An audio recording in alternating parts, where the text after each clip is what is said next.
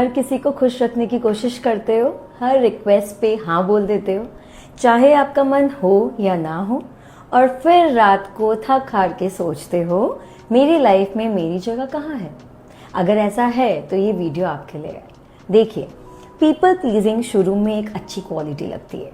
लोग कहते हैं कितनी हेल्पफुल है, कितने केयरिंग है, कितने कोऑपरेटिव हो, लेकिन धीरे धीरे इसका एक एक हिडन कॉस्ट सामने आने लगता है, और वो कॉस्ट हम अपनी हैप्पीनेस और पीस से चुकाते हैं। जैसे कि आप दूसरों को खुश करते करते खुद को इग्नोर कर देते। हर बार जब आप अपनी नीड्स को साइड में रख के किसी और को प्रायोरिटी देते हो, आप खुद को एक मैसेज दे रहे हो, मेरी नीड्स उतनी इम्पोर्टेंट नहीं है। और जब ये बार बार होता है तो सेल्फ रिस्पेक्ट भी धीरे धीरे इम्पैक्ट होने लगती है, उसके साथ कॉन्फिडेंस भी खत्म होने लगता है, और फिर अंदर ही अंदर रिसेंटमेंट बिल्ड होने लगती है।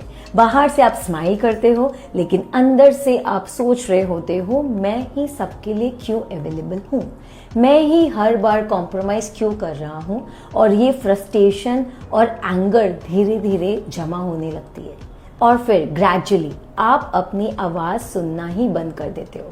इतने सालों तक हम दूसरों के एक्सपेक्टेशंस के हिसाब से डिसीजन लेते हैं कि एक वक्त के बाद हमें खुद नहीं पता होता है कि मुझे सच में चाहिए क्या, मुझे क्या पसंद है, क्या नहीं पसंद है, मेरा डिसीजन क्या होता अगर मैं किसी को इम्प्रेस करने की कोशिश नहीं कर रही होती। और फिर नो बोलना गिल्ट फील करवाता है। आपको लगता है कहीं वो नाराज ना हो जाए, कहीं वो मुझे सेल्फिश ना समझे, कहीं रिलेशनशिप खराब ना हो जाए। और इसी फियर की वजह से आप अपनी पीस को हर दिन सेक्रीफाइस कर देते हो। रिलेशनशिप्स भी धीरे धीरे हेवी लगने लगती है। आप देते रहते हो, सपोर्ट करते रहते हो, एडजस्ट करते रहते हो, और कहीं ना कहीं एक्सपेक्ट करते हो कि सामने वाला भी उतना ही करे। जब ऐसा नहीं होता तो डिसअपॉइंटमेंट होती है, और सबसे बड़ा नुकसान, आप अपनी आइडेंटिटी खो देते हो।